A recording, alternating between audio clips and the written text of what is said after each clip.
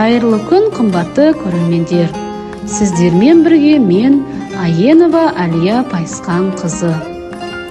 Білектей арқасында өрген бұрын, шолпысы сылдыр қағып жүрсе ақырын.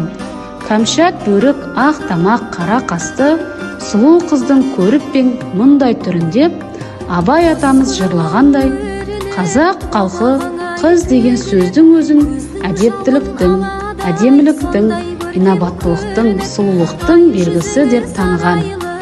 Әсіресе қыз баланың көрікті болып өсуіне анасы ерекше көңіл бөліп, аттың көркі жалы, қыздың көркі шашы деп, қыздың шашын күтіп өсіруді өнер санаған.